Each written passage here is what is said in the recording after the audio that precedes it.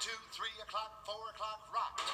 Hello, my name is Bill Haley, and this is for Haley2024 The Movement's Government Reform Ideas. Now this video is going to be on the charity system, with a concentration on the separation of the different sectors. And we're going to talk a little bit more about it, not necessarily the clauses this time. I have 2 other videos, about 45 minutes to an hour long each. And this is the 3rd video, talking about the same subject, but there's a lot to talk about. So this one's going to be, the first one was on the full charity system, and I really went through the clauses. I'm doing a constitutional amendment to replace the current U.S. Constitution, replace the state constitutions, and even give local constitutions. It stays with the 3 levels of government. All the 3 levels have the same constitution. So it's highly important to have an understanding of the significant change I do, changing the foundations of government. But the first video I did was full charity system using all the clauses. Second one, I did more of the charity economy, where I had that concentration of the charity economy. This video talking about the charity system is going to be a concentration per sector. I'm going to use not very many clauses of the Constitution, proposed constitutional amendment I'm doing, which is a lot of clauses, don't get me wrong. But I'm going to really do a lot of just talking and explaining why we separate the clauses and which each sector does. And so let's go through this and see the significance of the change that I'm doing. So let's just keep on going. We're doing a concentration per sector in the charity system. I'm going to try to go through this very rapidly because I have several overview videos out there, from short to long to medium, and every one of mine I do a short overview. And we'll try to keep this down to under 5 minutes. So we separate all government power with top level elected leaders per sector. So nobody with governmental powers has control over more than one sector at a time. So if you're in healthcare, you're not in the environmental. If you're in crime, you're not, or law enforcement, you're not in the military. If you're in family law, you're not over education. We separate everything out. So we'll go over that more. Within each sector and at every level of government, we have the same structure, but at each sector, we have roughly 12 different CRAs. These are competitive regulatory agencies. This is competitive governance. You first select your CRA, and then you elect leaders within your CRA within that CRA. So if my neighbor picks a different CRA than I do, he goes with the membership of the CRA he joined, and then they elect leadership. I go with the membership of the CRA that I joined, and I elect the CRA leadership for the governing body that governs me. We do this per sector. So within education, within the law enforcement, within banking, within insurance, all those are separated out. We'll go through it all. These CRAs are full governmental units with executive, legislative, and judicial powers, and they they regulate, they govern, and they send representatives up to the monopolized sector board level up here. Now, at the monopolized sector board level, made up of representatives of the CRAs, they can send monopolized regulations down with a 70% majority. And then it's governed through those regulations at the CRA level. That's only dealing with negative externalities. So it's a significant change, and the rating system is to give high quality information from a wide variety of perspectives. And when things are creating negative externalities, they're the first line of creating rating floors. So the negative externalities do not go too much. If they cannot handle it with a rating floor, then it goes up to the monopolized sector board level with a 70% vote of the rating system saying they cannot handle it with the rating floor. And the judicial department has to rule that it is a negative externality, and significant negative externality, and it could not be handled by a rating floor. It's a big system, so let's keep on going. It has clause. We have videos on all this. Everything's on my website. But it has section citizenship, general laws, bylaws, or within each organization, the internal organizational management and rules for internal governance. Federal, state, and local, or original authority is which level has the highest authority, state, local, or federal. CRA level, sector board level, or parent sector board level. Parent sector board level does not have much authority. Supermajority is 70% at the monopolized sector board level to do anything to push down regulations down to the CRAs. The parent sector board, the structure of that. Sector boards, the sector of that. 90% of everything we're doing with this Constitution is competitive regulatory agencies. Sector 9 here. Everything else is to make this better. Every part of this Constitution is to make the competitive regulatory agencies better. It's that's there are supports for it. They for any time a CRA cannot handle something, it pushes up to the sector board level or the rating system. There's always a system that has a good accountability. This has significantly more checks and balances than our current system. More accountability, more everything. The rating system, again, phenomenal for our accountability, stop abuses and fraud, and give high quality information so people can use their sales, their decisions on what to buy, to punish negative externalities, reward positive externalities. The taxation, we get rid of the current government, get rid of the current taxation and everything, but things still need to be paid for. You pay for it through CRA fees mostly. Military gets a sales tax. There's a couple other things you need to know about that. I have videos on that. Everything's on my website. How to deal with the full debt. We are in massive debt with our current country. But if we sell off government assets, government land, education, school buildings, military assets, all these things are going to go to free enterprise system. They could be sold off and bring in tens of trillions of dollars. So that's going to help pay down some of the debt.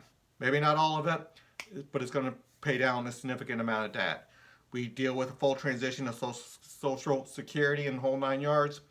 We have a lot of transitions from the current system to the new system.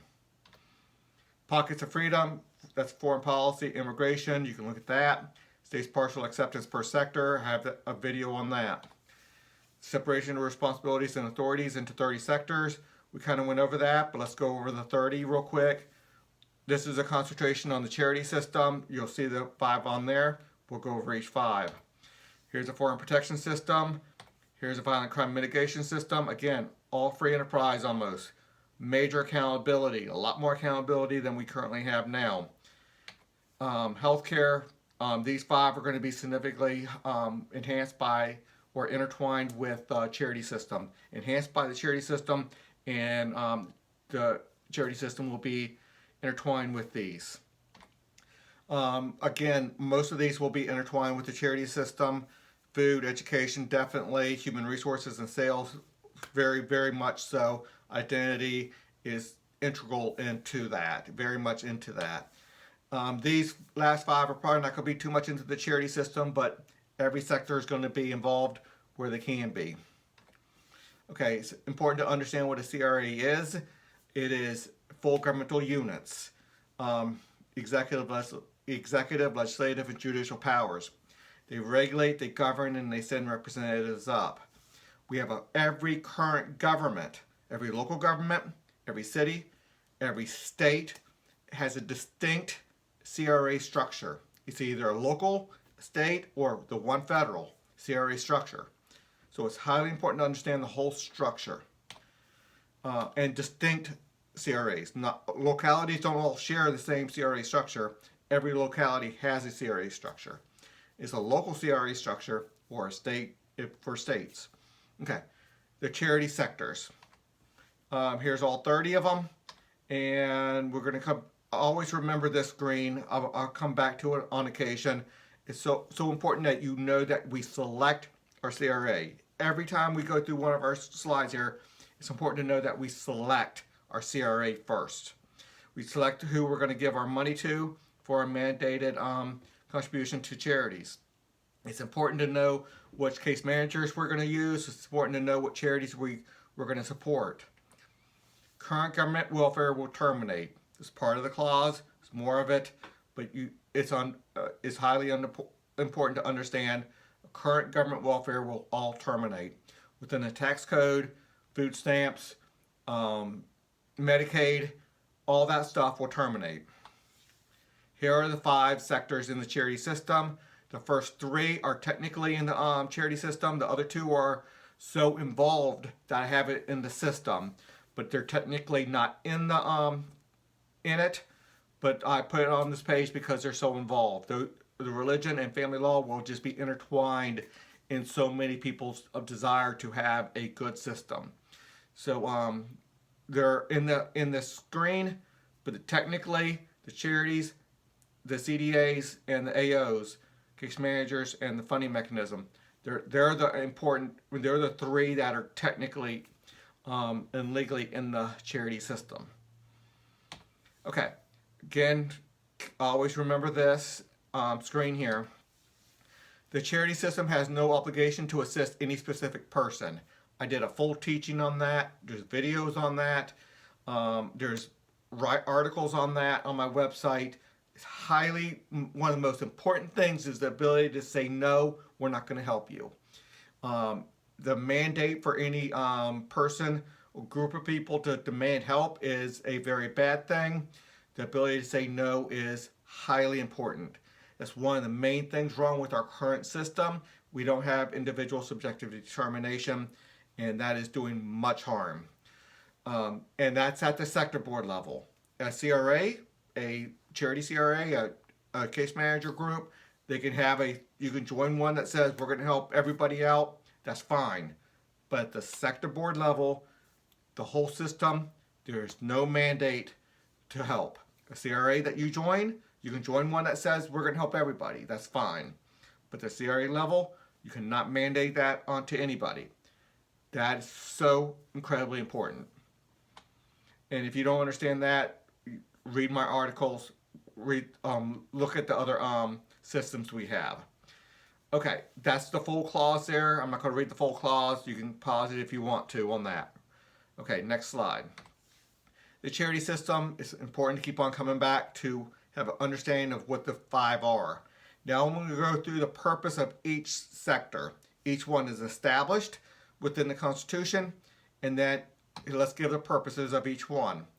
The purpose of the charity sector, Sector 1, is to fulfill serious unmet needs, to help the poor, to help and provide the services needed that are dramatically needed. Hunger, so food for hunger, healthcare for the sick and the like, housing for the homeless or whatever. Charitable Distribution Association is to fund the charities. We'll talk about how they get the money and how they're going to distribute the money. The purpose of the charity assessor organizations is to case manage those receiving help from charities. This is the most important. And it's so important to understand, and this what this whole video is about, is the separation of those responsibilities. They concentrate on their certain abilities. So we want a concentration just on the case management without having to deal with the charities itself, management of productivity and all that. We want a separation of case management and the charities and the funding mechanism. We want a separation of that because they have different focuses, different concentrations. And that's what this is going to go about. I mean, this video is all about. The purpose of the family law sector is to regulate family issues. So technically, it's not in the charity system, but we want it intertwined because that's the first line of helping the poor, is to have parents, brothers, sisters, children helping others in need. And hopefully they'll intertwine, well, at least I want to intertwine my family law CRA with my charity CRA, with my case manager CRA, so they can integrate that together some. Because I know how important family is. And but that's not necessary. That's why we separate it out. It's not necessary. I think it's desirable, but other people might not. That's the whole nature of competitive governance. Is I want to be governed the way I want to be governed. You can be governed the way you want to be governed. Have that competition see who has the best results, and other people can choose, look at the results, and other people can choose which way they want to go. And maybe one way will work good with some people, another way will work with good with other people, and that's why we have this competitive governance system. That's why we allow subjective determination from the case managers, individual subjective determination. The purpose of the religious sector is for organizational purposes. We never regulate religion, never. It's not there to regulate. They're there for organizational purposes and to ensure religious liberty.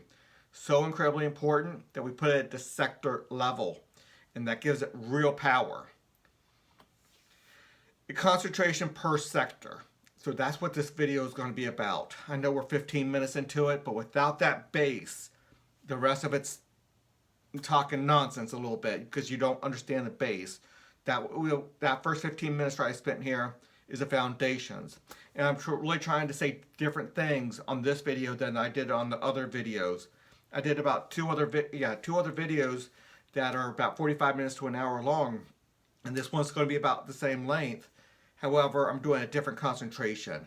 The first video, I did a lot of clauses in the Constitution, and I concentrated on those clauses. The next one was a concentration on the charity economy and how I focused on that. This one, I'm not doing so many clauses. I'm doing a lot of write-ups and just a lot of talking about why I separated it, what each one does, and why it's so important to have that separation. So this is just describing why I'm doing what I'm doing, why I separated it, and what the sectors are for. And okay, the charity sector. The purpose of the charity sector is to help fulfill serious unmet needs. Charities assist those in need. They need to put all their focus on how to be the most productive. I think that's the next screen here. The concentration on productivity in all the different areas of helping the poor, whether it's housing, food, healthcare, elder care, a lot of other ways. But let's concentrate on some of the main ones. How best do we get housing for those so they're not sleeping outside? How best do we get food and nutritious food to the people? How best do we provide health care? When we have a monopolized governmental system providing health care, too many things go really wrong. The role of prices is demolished. I mean, the role of prices in healthcare is so not there. I mean, the free enterprise system does a tremendous amount of good. The role of prices is a phenomenal thing, and it helps so much. And we don't have that in healthcare right now because government's paying for so much stuff. So it's doing a tremendous amount of damage. The CRA structure is going to still be able to use the role of prices. The role of prices are going to come back in to the realm of what we're doing. And having different business models and charity models to help the poor, that's going to help. So, a concentration on productivity. And again, every slide, understand, you select your governing agency, you select your charity that you want to put your weight behind, and that's highly important. And but the charity system itself is not worried about case management of the poor. They're not worried about funding. Well, they're kind of worried about funding, but I'll get to that in a second. They're worried about how do I take the money I have and be very productive in providing food for the most amount of people, most nutritious food. What can I do to be the most productive at getting calories, good nutritious calories in the most number of people, and let the case managers worry about who they're going into, and make sure you're not enabling the poor, enabling bad habits, enabling a dependency mentality. Let the case managers worry about that. You're just a full concentration on most productive way of getting food, most productive way of providing housing, most productive way of getting health care to people, most productive way of getting elder care or the other ways of helping the poor and serious unmet needs. Okay, So a concentration on productivity. That's the main thing here. Funding CDAs and providing for the poor will intertwine businesses, as businesses must also give 5%. So businesses also give 5% of their income. So instead of providing the money, sometimes they'll provide the services. And that can be a tremendous amount of help, because a lot of times businesses have a little bit of overflow capacity within their labor, and sometimes they're not so much overflow, but they need extra labor. And the charity economy that we haven't talked about the charity economy. I had a full video on that, but the charity economy is so important. It's going to provide charitable hour opportunities and charity needs and service needs. So it's important to understand that. So when you intertwine a business's services with helping the poor, you can do a tremendous amount, especially when it's competitive, not monopolized. When it's monopolized, you're doing a lot of self-dealing, you're being a lot less productive. But when you're competing, you have to be productive, or people are not going to go to you because they see somebody else doing it better. So a concentration on productivity again. Businesses giving 5% have an option of giving services instead of money. Or they can provide service, or they can provide serving opportunities, job opportunities, if you will, to people. So highly important to understand that. Citizens giving 5%.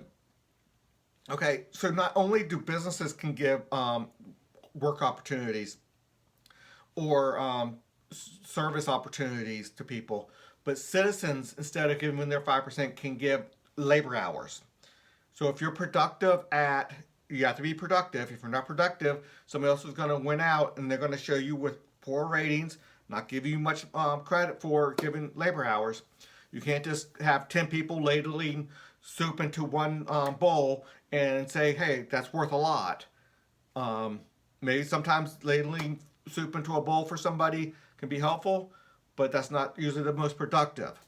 You want to have something that you're really good at, most likely something that you already are in business for.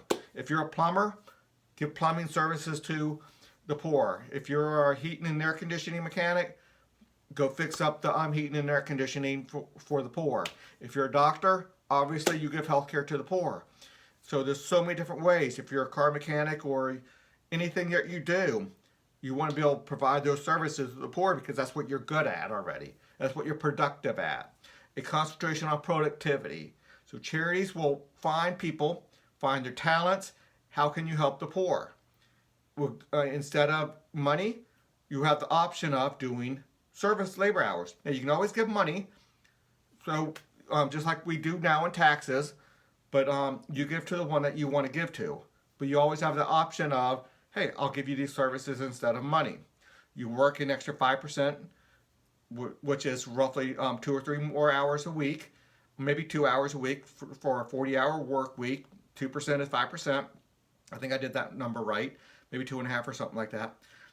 So you give that, you give those extra hours, and you do those 2 or 3 hours a week for the poor. And now that's accounted for the case managers, account for who you're going to give that services to.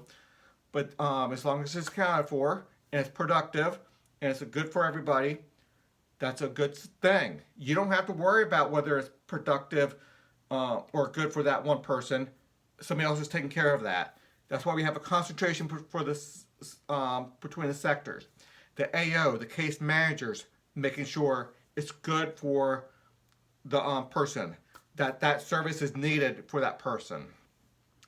Okay, the charity economies will coordinate services, service opportunities, and service needs.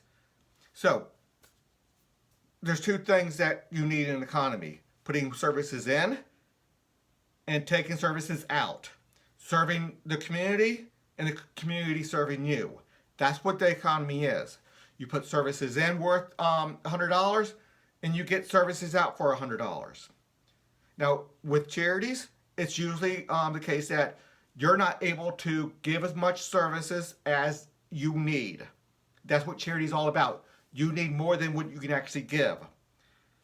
The charity economy is going to be experts at providing service opportunities for you to do work, and then make sure you have what you need with the food, the housing, the healthcare, and the like.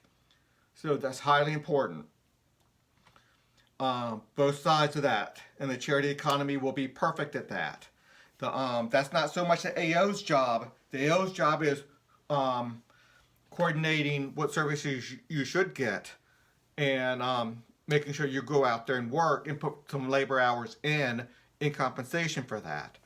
The charity's concentration is good opportunities, productive opportunities. So let's go to the next one. These are not clauses, by the way. The other videos I did were concentrating on clauses. These are just little write-ups to help me remember what to talk about here. The charity economies will reach out to everyone, not to just those in need. So a lot of people don't need charity. They're not currently on welfare. A good majority of the people in America are not on welfare. They're independent people. They're not a net taker. So we still want those people in the charity economy, but not as net takers, but net givers. So if you're a doctor, you can work a couple extra hours helping the poor, and then maybe get some lawn care services or maid services or car services, whatever services are out there.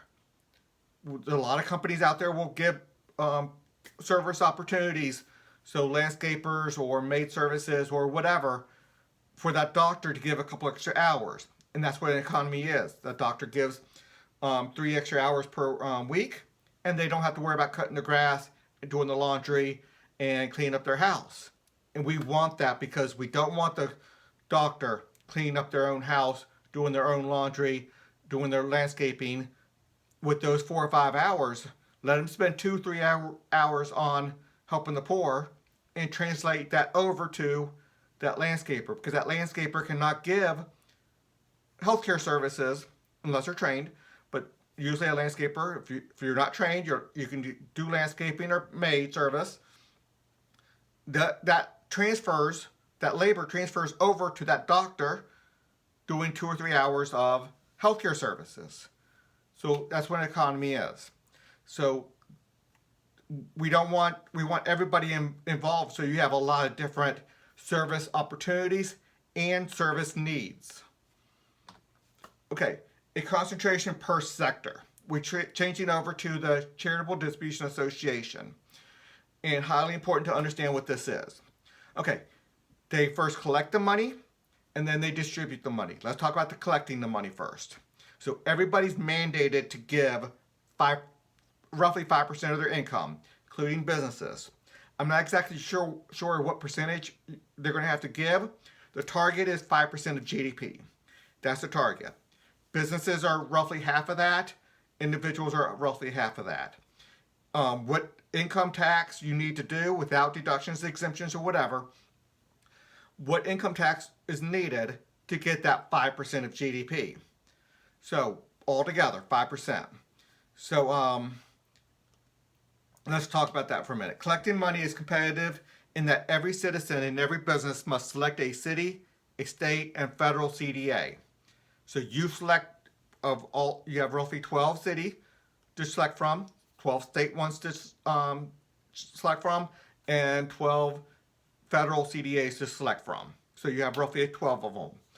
And they're competitive. They're each coming to you and say, please join me, give me the donations so I can distribute, because I do a better job distributing the money than the other CDAs. So they're all put out their write-ups, their philosophy, their results, and then trying to get you to be their members. You have to become a member of one, in the city one, the state, and the federal.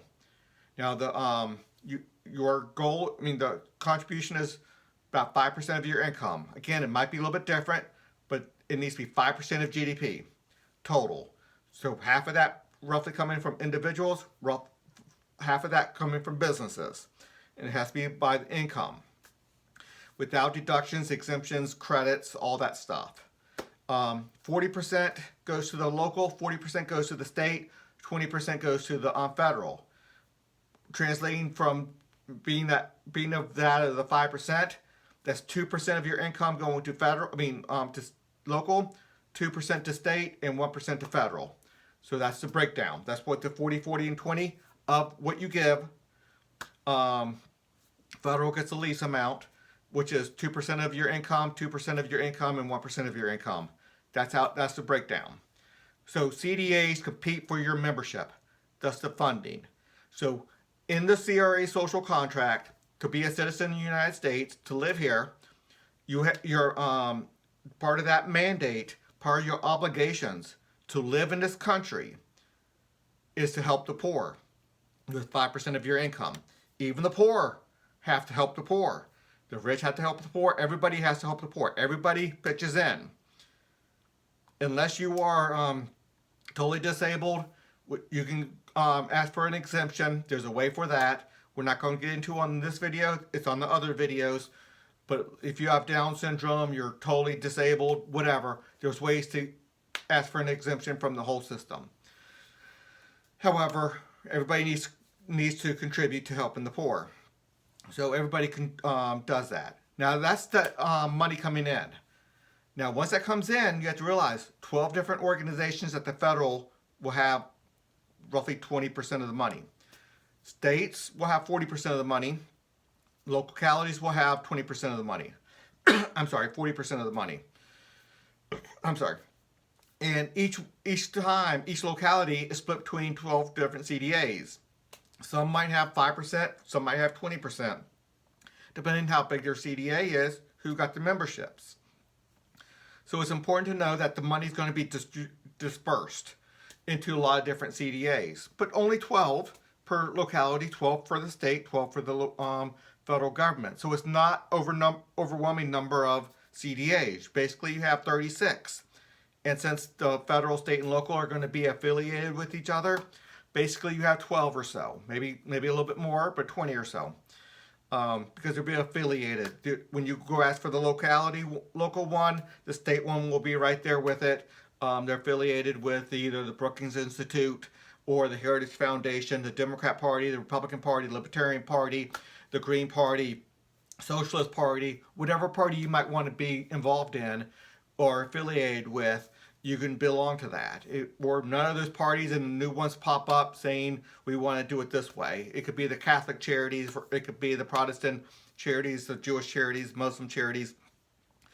It doesn't have to be religious in nature. It can just be the goodwill, the whatever. I'm not going to start naming actual charities or groups out there. Okay, let's go to the next one. But that's where the money comes from, and that's who's going to have it. But it's very dispersed, but not so many people, so many places. But CDAs do not help the poor. They fund charities that help the poor. A different concentration. Now, CDAs compete for membership, thus funding, based on charitable philosophy. So it's highly important to understand that a CDA is going to give out their philosophy. Hey, we're Catholic based. We got these mission statement. We will do this, this, and this. A Protestant might have a little bit different mission statement. There might be a couple secular ones that have a different mission statement. But 12 different ones, 12 different mission statements, 12 different histories of results. I know we don't have the history right now, but give it 10, 15, 20 years. We're going to have history of results. We're going to have rating system giving a high quality information from a wide variety of perspectives, from the rating systems from the CDAs, from the AOs, from the CDAs, from the family law, from the religion, a lot of different rating agencies putting their information out there. And when that information is put together in a nice little report, you're going to be able to figure out who to support, what CDA to support. And that's all important to know. Okay, now let's talk about the giving part. CDA directors will have to sign off on service in lieu of money with rating floors as additional accountability. I'm sorry, this is still part of giving. If you give labor hours instead of dollars, the CDA directors will have to sign off on it. because you're not getting money in. And money is mandatory donations. So this is not a choice of whether you're going to give or not. It is part of the social contract that it is your obligation as a citizen of the United States of America. There's obligations and there's great benefits to being an American. Try this over in some places in the Middle East or other places, and you'll see that it's not the benefit. The obligations create great benefits to living in this country, but it is a obligation to be a citizen to give. Anyway, just in the accountability part of it, the CDA directors will have to sign off that you're actually providing worth and not doing self-dealing or doing corruption or fraud. And there's additional ones with additional fraud detection with rating floors. Okay, CDAs will fund charities. So how do they fund charities? A charity, I think I wrote this wrong. All charities, let me just say it, I'm sorry. Charities have a diverse but limited number of funding organizations. Okay, all charities have a diverse but limited number of funding organizations. So 12 CDAs at each level of government. So when charities want more funding, they're not going to have to go to the general public. They're going to go to the 12 CDAs at each level of government. And again, these people are full-time and steeped with a lot of years of experience, and they're going to know whether a charity is good or bad. They're going to be able to go look at the charity. They're going to spend days with the charity. They're going to go through the books of the charities, and they're going to see which one's good and which one's bad, which one's most productive. Let me see your books. They're not going to be able. The charities are not going to be able to play games with different numbers or statistics. These people are going to be full-time, and they're going to be experts at determining which ones are playing games and which ones actually providing goods and services that are needed. Because this is hard-earned money that they're going to take, and they're not going to want to give it up for unproductivity. And that's going to be shown so many different ways from Sunday. So the system of having to justify your worth as a charity to get the money you're going to be going in front of people who are full-time people who are experts at knowing what they're looking for, what productivity is. I can give you 1,000 boxes of food. Well, what's in a box? Well, if it's this junk food, that might not be very good. Highly nutritious food, a lot better. There's a lot of factors involved. But they're not going to be able to play games because they're going to be experts at this. They're going to be steeped with experience, and they're going to know what charities are doing the best good, which one should be funded. And they're not going to all be snowed or played games with very easily. And if they are, they can switch. They're going to learn that productivity is not there. Competitive CDAs will have full-time people steeped in experience that can analyze productivity. I was just getting at all that, but I wanted to make sure it was said directly. Competitive CDAs will analyze how to budget money between food, housing, healthcare, education, among others.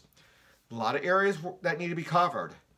If we see that housing is covered tremendously, but food is not covered very much, they should shift more from the housing to the food. That's what CDAs are going to be specialized in. Getting the proper amount and proper balance between the different areas they need to cover. Healthcare needs more, education needs more, housing needs more, food needs more, elder care needs more, just flat out cash assistance needs more. Whatever is needed, the CDAs will analyze, and they'll keep on analyzing. This is their full-time job. Or they can have part-time people, don't get me wrong, but they're going to be analyzing, steeped in experience, and at least there'll be a lot of full-time people, put it that way. They can use part-time people as assistants and stuff like that, but steeped in experience and knowledgeable about what area needs how much. Should we shift more from housing to education? Which one is more important? We do that in the budget right now, in government budgets right now. Which one needs more? Which one needs less? Less. One necessarily takes some away from the other. Obviously, we print up way too much money, and I have a good monetary policy change for all that, competitive money, but that's another video. Okay, concentration per sector. Let's go with the third one. Individual subjective determination. Charity assessor organizations are the case managers. So incredibly important. The most important slide I have in this whole video and the whole charity system is individual subjective determination for each person in need. That's what the current government system cannot do. The current government welfare system cannot give individual subjective determination. That is what's making that fail. That's what's causing such horrible results in the welfare system. That's what's enabling welfare dependency. That's what's keeping people entrapped in the system. And this individual subjective determination to say no when the answer needs to be no, yes when the answer should be yes, to put people to work when people need to be put to work, to require education, to require some lifestyle choices when somebody's on drugs or just flat out lazy, to say get up and go put a shift in, or we're not going to help you. Individual subjective determination. Looking at individual family, the family dynamics, what that one person needs. If they're a religion, bring more religion into it to help decide or help them. If they're not religion, keep that away and use whatever that person needs. The people in the AOs, the case managers, are going to need to be some of the most wise among us. Some of the most experienced among us. The ability to take somebody's family dynamic and see what worked for one person is not going to work for another person. We need to use a different strategy. Some people need to be worked 60 or 70 hours a week.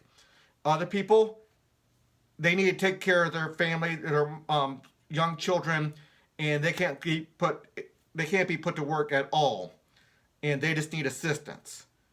And some people are like that. Other people, they need to be worked 60 or 70 hours a week. Some people 30 hours a week, whatever the case may be. Some people need to be steeped in education and get that education. Some people need to get off drugs and needs to have a mandated 12-step program or see a therapist or go to group, whatever the case may be. But the individual subjective determination, that case manager is going to have real power.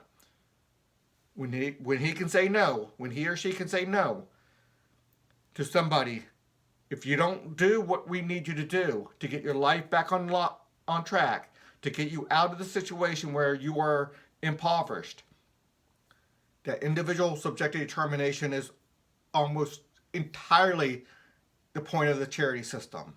This is the most important. I told you back many slides ago when I said the ability to say no is one of the most important slides. That's what this is. They're both the most important slides because they're the same thing. Individual subjective determination means the ability to say no or yes. We'll help you, we won't help you. And if we do help you, we're going to require this of you. Anybody who is receiving help should be working. Now, again, there might be a single mom with 3 super young children, and the best thing for that family is that she takes care of that family and maybe takes in a couple kids for childcare or something, and we just need to help her for a while. Maybe bringing the father back might be the best thing, but in some situations, that father might not have been the best influence because there's abuse or something going on, and we have to understand when individual subjective determination means we keep that father away because it's more negative than positive. But on the most part, fathers being there is the best thing. On the most part. We do not want full neighborhoods. Right now, one of the biggest problems we have is full huge neighborhoods, thousands of people, with a 95% plus single parent household without fathers around. And that's creating, those are some of the places where the lowest educational achievement, the highest crime rate, the lowest earning ability, just really bad results all around because we put too many people in one area where you don't have a lot of fathers. That is the main reason for the negative test scores in education, low earning potential, high crime rate. There's so many negatives to that. We need to stop that, and individual subjective determination is a lot on that.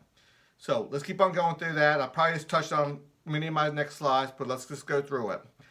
This is where charitable philosophy means the most. This is the biggest. If you don't like what the AO case manager is doing, don't join. Don't select that CEO, that AO, and give them your authority, your representation. Hey, represent me. You choose another one saying, oh no, I don't like that. Don't do what that case manager is doing. I think that's abusive and corrupt. I don't like what they're doing. They're shoving religion down somebody's throat. They shouldn't do that. Well, don't go with that AO. Other people might want that. Everybody's going to be different on this. That's why it's competitive AOs, competitive case managers, competitive charities, competitive CDAs. But the AOs, the case managers, are where the charitable philosophy means the most. So incredibly important. That philosophy, that's where your selection of a case manager's group, the AO, that's where it's the most important. That gives them your representation, who you want to go with. So if you don't want any religion in yours, then you don't have to go with one with religion. If you want steeped in religion, then go with that. But a monopolized system cannot do both. And that's what's wrong with the monopolized system. There's lots of things wrong with the monopolized system. The competitive AOs will compete to see who can do the best job in helping those in need. Again, they're not going to be helping people in the same way. Even one AO is going to look at one family that looks on paper like the exact same as another family, and they're going to treat them differently because they have a different religious belief, a different philosophy, different skill levels, different crime history, different whatever the case may be. You treat them differently because you think with your wisdom, your experience, that one method will work better with one family and another with another family. And if that family just says, hey, I don't like the way I'm being treated by the case manager, they can try to sign up with another AO. I'm not sure if it's going to be better, but it might be. One AO might say, hey, look, I'm very much Catholic based, and I'm going to go with my Catholic teaching. If you don't want to go with this and it's not jiving with how you want to be case managed, then feel free to go to another one. I'll give you a recommendation to go over there. That's fine. That a lot of people will leave on very good terms on both sides because they know that their philosophy of helping is not going to match that person's willingness to accept that type of being case managed. But the goal is to the goal I want to fulfill is to see how fast you can get somebody to be independent, not relying on charity anymore, to be a positive or a net positive in the charity system, which means they're giving more than they're taking. But it's amazing if you ask something of the person that you're providing assistance to, how much less overall money needs to go into the full system, because you're asking somebody, if you're providing assistance to somebody and you're asked for some labor hours in return, those labor hours can be fulfilling somebody else's needs, somebody else's in the system's needs. So if an elderly person needs some nursing assistance, a nursing aid, not full RN, but a nurse's aid or whatever, light house work, mild nursing aid type of services, well, somebody's asking for food assistance. Hey, I need you to go put 4 hours into helping this elderly person. And that's just one small example. Okay, wisdom, experience in analyzing individual and family dynamics. So important. AOs are going to be the wisest among us, which means they're probably going to be grandparents by this time. Most of these people are going to be in their 60s and 70s. A lot of these people are going to be probably already fulfilled their full career, and they're going to be somewhat retired. Not all of them, they don't have to be. This is one model, but they're 65, 70 years old, and they say, for 5 to 6 years, I want to be an AO. I have a lot of wisdom. I raised a good family. I have experience in this already, and I think I can help out. So anyway, this one model, that's not mandatory. Okay, they can work and educate the people they ask for help. This is so incredibly important. I know I keep on saying it's important. One of the things that the current welfare system does not ask is work from those that they're giving assistance to. So if somebody says, I need food aid, I need healthcare assistance, whatever the case may be, the current welfare system cannot say, okay, put labor hours in for us. The state cannot say, I'm giving you some Medicaid, so go work a day at the nursing home, go work on this landscaping team for 8 hours on a Saturday. They can't require that. That's not part of the law. That's not part of what they can do. The charity systems are going to be able to do that. Now, part of that is just to help get back some of the things that you're getting. I'm getting surgery or healthcare services or whatever, and that costs, let's say, $800. Can you put in 2 or 3 weekends with this landscaping team? Because this landscaping team is going to go work giving services to the hospital, let's say, or these doctors and nurses that are providing a couple extra hours of work helping the poor. So we're going to do the landscaping for these nurses and doctors and other healthcare professionals at their houses, at their businesses. It's all accounted for within accounting, within the charity economy and the like, but they're going to be asking for labor hours in return. And it could be either directly helping the poor or indirectly helping the poor by giving landscaping services to a nurse, and that nurse doing extra hours, and part of those extra hours are helping the poor and uncompensated care and the like. So the nurse gets landscaping and maid services and other services, either manual labor or it can be skilled labor. Some people who need help are accountants. There's doctors and lawyers that are out of a job on occasion. They get laid off for whatever reason, and they're without a job for months, collecting unemployment. Well, unemployment compensation is going to the way I want it to be, unemployment compensation is going to be involved in you immediately go into the charity economy and start giving services. We're going to give you money because you're unemployed as part of our insurance. But to keep the cost down, once you are out, you go into the charity economy and you're giving lawyer services, accounting services to the businesses we want you to give to or the individuals. So there's a lot to that. That's what a charity economy can do, is really give a lot of work opportunities and opportunities for you to work. That's what the same thing. And service opportunities to give back to you. Okay. But it's important that we understand, and there's a clause in here, I wrote this separately, but there's a clause in there saying that they're allowed to work and require education. And if somebody's not very productive at doing something within the charity economy, the first day, 2 days, even a week or 2 weeks, they might just be training.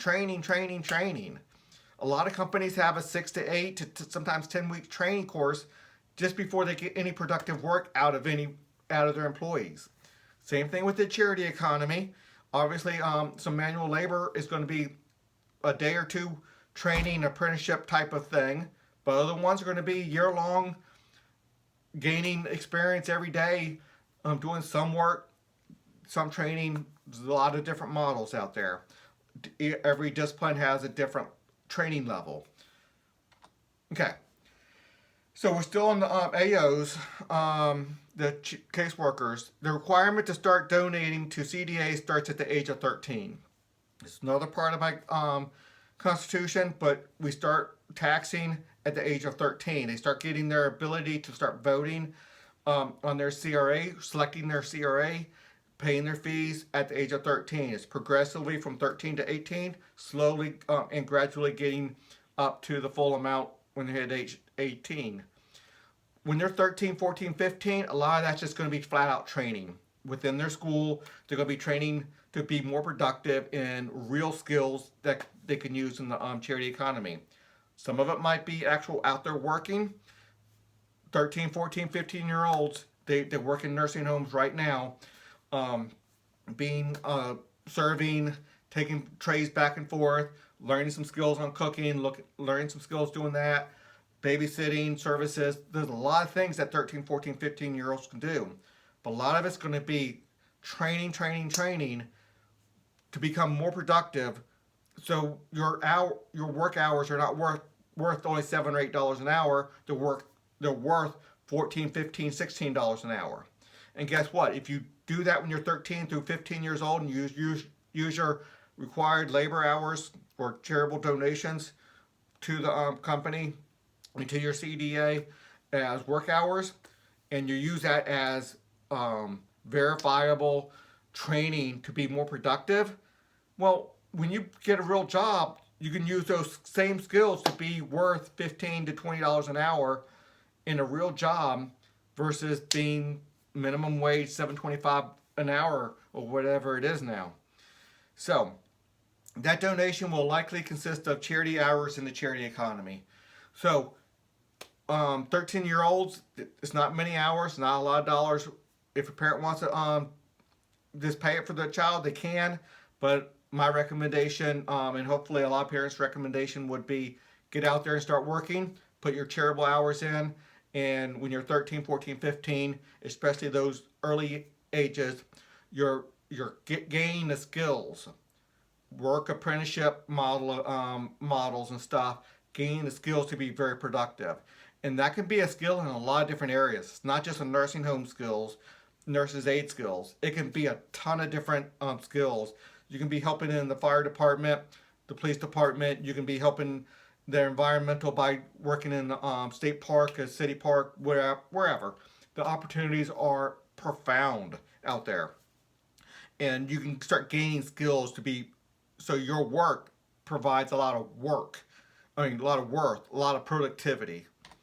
Okay. Many teens would likely choose learning real skills that would make their charitable hours more productive in the future.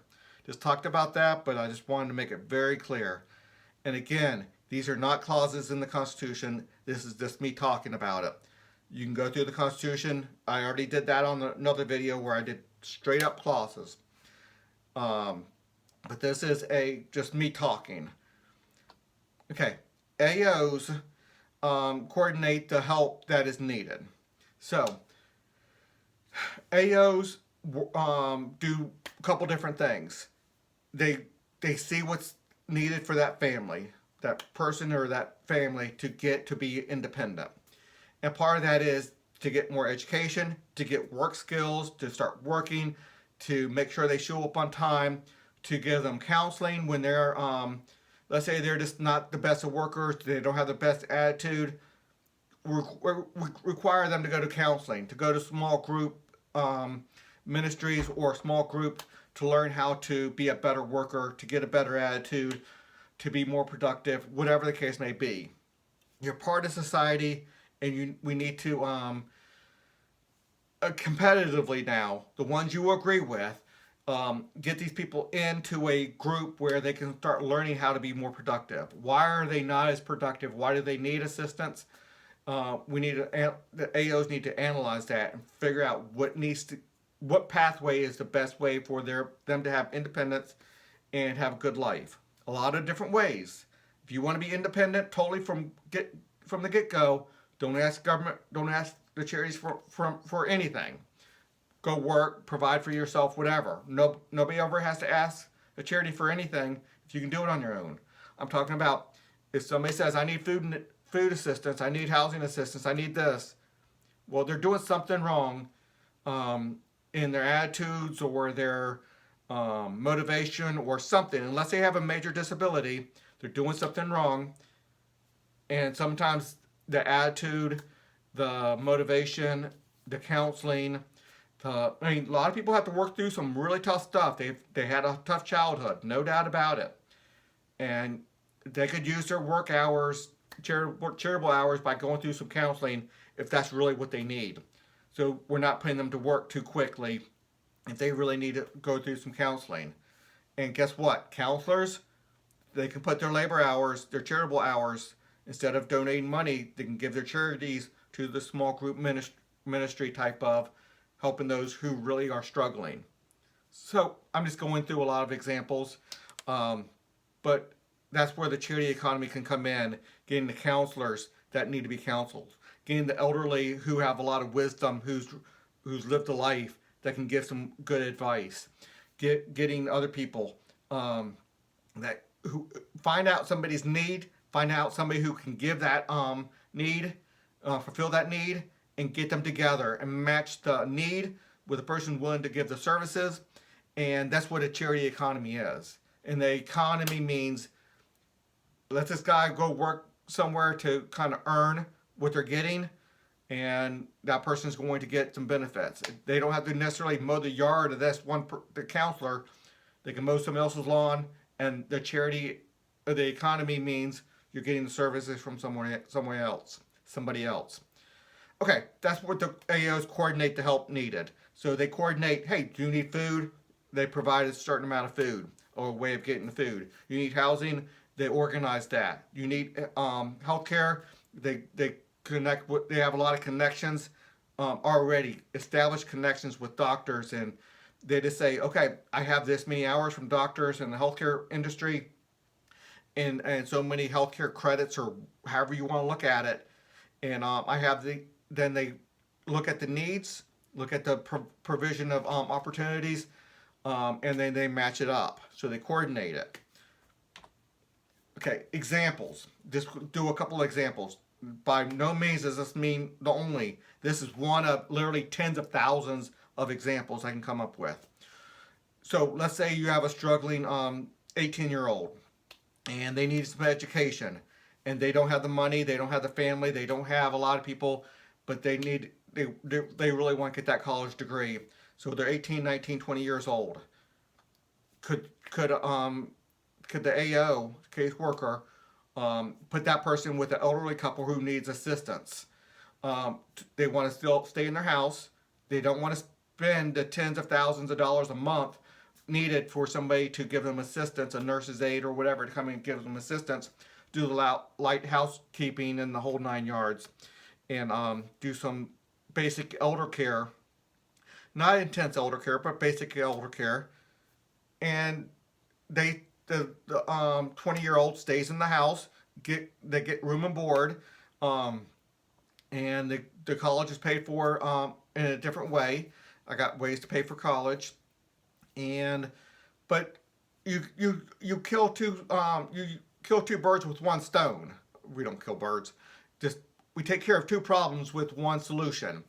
The person in need who needs a place to stay and food and stuff, room and board. You put them into a house of an elderly couple, 3-bedroom house, 4-bedroom house. The couple has 1 bedroom. They stay in one of the rooms. They go to college most of the day. They come home and they do some light housekeeping and the like.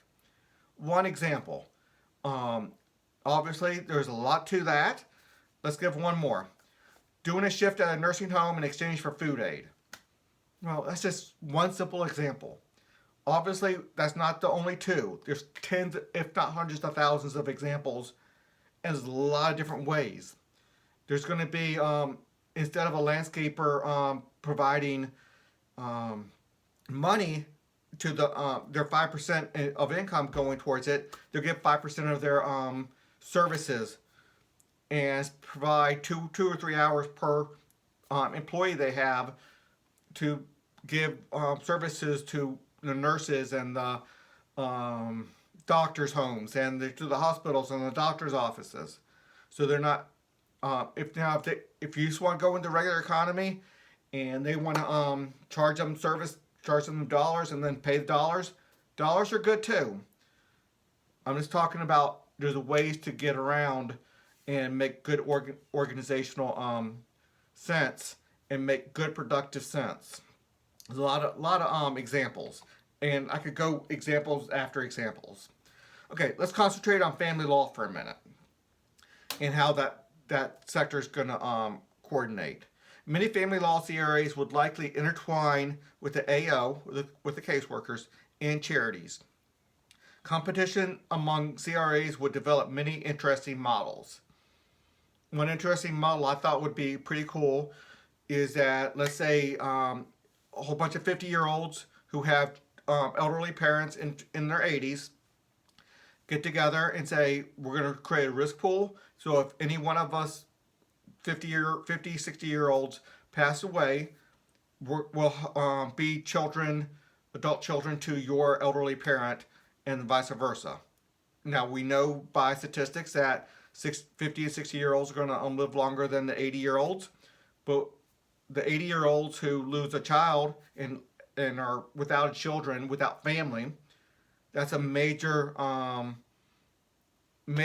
negative externality, major hit for that elderly person.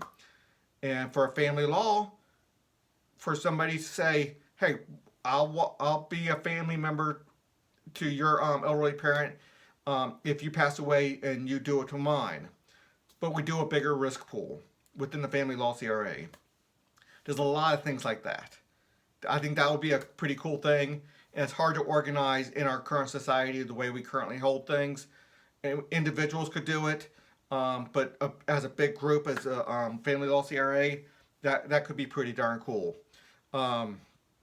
It's a pretty cool insurance model.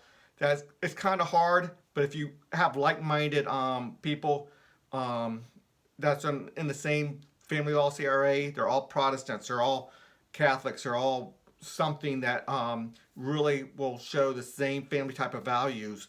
So you can match the parents and the person helping them significantly. Okay, did I do this one? Yep, did that one. Religion.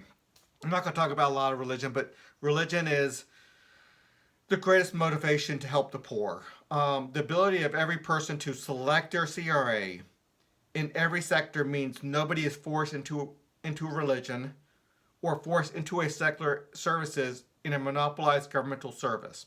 Right now, because of the separation of church and state, anything the government does has to be secular. Well, that just ruins so many things about helping the poor. Helping the poor has always had an underlying religious endeavor, on 90% of it at least. Look at the Catholic charities or the religious affiliated charities. It is almost always based in religion. It's the motivation to help the poor. Well, government came in, and because it's government, it has to be secular. And it pushed the religious aspect out of it, and that caused a tremendous amount of harm. And again, with this individual subjective determination and the ability to say no or yes, man, these things are so incredibly important. And that's one of the biggest problems with the current government welfare system, is that it is mandated to be secular because it is government. And the ability to select your CRA means your ability to select one with religious environmental atmosphere, religious undertones, or religious philosophy built into it. It's not always going to be religion as a head of the governmental thing. That's not what I'm talking about. But religious values and religious messaging, the one you select. You definitely will have many secular ones. There's a lot of people out there that don't want religion into it. I respect that. I'm not saying it's the best, but I respect them and their ability to say no. But also respect the people who want religion into helping the poor. and monopolized governmental services cannot have religion even as an undertone into helping the poor. Okay, religion is perhaps the largest motivation to help the poor. It is, throughout history, the biggest motivation to help the poor. The current government monopoly of helping the poor through welfare has done great damage. Even with the current charity system we currently have under our, not my current charity system, but the current charities that we have out there right now, I know that can have religious undertones, but the underlying, the bulk of government welfare does so much damage because it's monopolized and it's secular and it's mandated to be secular. Again, charities that want to stay secular under the new system, they could work. I think it would be work better with charities, with religion, but that's the one I would pick. Other people, I respect them not having it, and it could work. Even though I think I would rather have some religious undertones to it. Many charities and AOs will likely be based in churches. Not all of them, but a lot of them will be based in churches. There's a lot of extra rooms, a lot of pastors out there. In this system, we can have the churches full with a lot more pastors, a lot more church involvement, because we go to the church to get help. That money for AOs could be inside the church. The money for charities could be inside the church. And money for other things could be inside the church. Not mandated. You pick the one you want. I pick the one I want. My neighbor picks the one they want. A lot of people want secular. They can have it. Okay. I think I'm pretty much done for this video. This screen is a good one to stop on because you have 12 distinct CRAs for the charity, 12 for the CDA, 12 for the AOs, the caseworkers, 12 for the family law, 12 for religion. You pick the one that you want. If you pick a secular religion one, and they're going to say, hey, everything we do is going to be secular. If you pick one for Catholic or Jewish or Protestant or Muslim, Buddhist, whatever, you get to pick the one that you want. Highly important to understand. You pick it. The rating system, that's going to be its own animal. It's going to be great because the Protestants and the Jewish people and the Muslim people, they're going to have tremendous differences on how they're going to rate. What their desired outcome is, tremendous differences. A secular person and a religious person are going to have tremendous difference about what the outcome is and how best to get to that outcome. In a government monopolized system, it has to be one way. And they keep on fighting. We should have it more Catholic based. We should have more Catholic principles. We should have more Muslim principles, Jewish principles, secular principles. Well, what if everybody got to pick their own? That's what I'm suggesting. Anyway, so we have a system. Hopefully this 3 videos will explain why I separated the 3. If you want more of the language of the clauses themselves, you can look at the other videos. The first one. The second one was the more of the charity economy, and this was a much different focus. Then of course Haley2024.org. Look at that and look at how that is. You can look at all the clauses. It's like 13,000, 14,000 words, somewhere around there. I think 600 some clauses. It's a lot of clauses. It's a full system. When you break down all 30 sectors, you're going to have a lot of clauses. Anyway, until the next video.